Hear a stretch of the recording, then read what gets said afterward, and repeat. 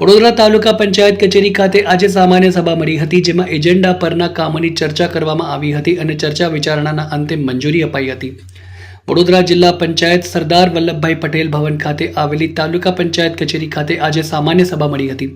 તાલુકા પંચાયતના પ્રમુખ અંકિતાબેન પરમારને અધ્યક્ષસ્થાને મળેલી સભામાં તાલુકા વિકાસ અધિકારી અને તાલુકા પંચાયતના સભ્યો ઉપસ્થિત રહ્યા હતા. તાજેતરમાં જ ખાલી પડેલી તાલુકા પંચાયતની દશરથ નંદેસરી અને કોયલી બેઠક પર યોજાયેલી ચૂંટણીના વિજેતા ઉમેદવારોને સભ્ય તરીકે આવકારી પુષ્પગુચ્છ આપી સ્વાગત કરવામાં આવ્યું હતું. એજન્ડા પરના કામોની ચર્ચા કરવામાં આવી હતી અને ચર્ચા વિચારણાના અંતે મંજૂરી અપાઈ હતી.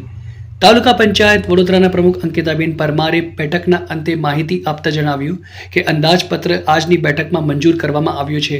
સાથે જ વન નેશન વન ઇલેક્શન પર પણ ચર્ચા કરવામાં આવી છે, તેમ જણાવી વિગતવાર માહિતી આપી હતી. વડોદરા તાલુકા પંચાયતનું 2024-25નું સુધારેલ અને 2025-26નું મૂળ અંદાજપત્ર મંજૂર કરવા બાબત હતું, જેમાં વહીવટી ખર્ચ માટે 9 લાખ રૂપિયા, સાદિલવાર ખર્ચ માટે 1,26 લાખ રૂપિયા, વિકાસ ક્ષેત્રે 12 લાખ, શિક્ષણ ક્ષેત્રે 11 લાખ, આરોગ્ય ક્ષેત્રે 5 લાખ, ખેતીવાડી ક્ષેત્રે 6 લાખ, પશુપાલન ક્ષેત્રે 2 લાખ, સમાજ કલ્યાણ ક્ષેત્રે 2 લાખ, આકસ્મિક ખર્ચ ક્ષેત્રે 15 લાખ અને વિકાસના કામો જાહેર બાંધકામ ક્ષેત્રે કુલ 8,56 લાખ ખર્ચનો અંદાજ રાખવામાં આવેલ છે.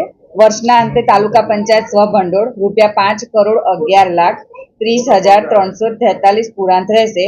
તમામ પાસાઓને ધ્યાનમાં લઈને અને સર્વાંગી વિકાસવાળું બજેટ હોય સર્વાનુમતે ઠરાવ કરે છે. એજન્ડા પર અમને કયા કામો હતા, કેટલા કામો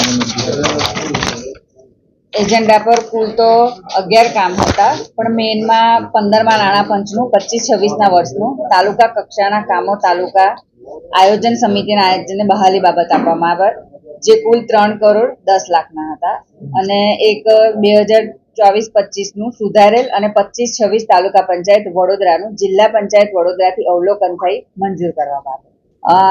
આપણા જે વન નેશન વન ઇલેક્શન વિશે કહું તો ચૂંટણીના સમયગાળામાં અલગ અલગ રીતે ચૂંટણી લેવામાં આવે તો આચારસંહિતા લાગી જાય અને વહીવટી કામોમાં અવગણના થતી કે કામ બંધ રાખવા પડતા. એના કારણે સરકારે એક નવો કાયદો અમલમાં લાવવાનો છે, જે હજુ 2034થી અમલમાં આવશે, કે વન નેશન વન ઇલેક્શન. તો વન નેશન વન ઇલેક્શનમાં તમામ પ્રકારની જે ચૂંટણી છે એક જ જોડે આવશે, જેના કારણે ટાઈમની પણ બચત થશે, ઓછો ખર્ચ થશે અને આચારસંહિતાના કારણે કામ બંધ નહીં રહે. હાલ તો એ વિશે કોઈ ચર્ચા એવી કંઈક થઈ નથી, પણ હવે એવું જે અગાઉ જે થઈ ગયું પણ હવે ના થાય તેના માટે અમે લોકો અટીબદ્ધ છે અને હવે એવી પરિસ્થિતિ ફરીથી ના સર્જાય એના માટે અમે પૂરેપૂરું ધ્યાન રાખવા માટે બેઠા.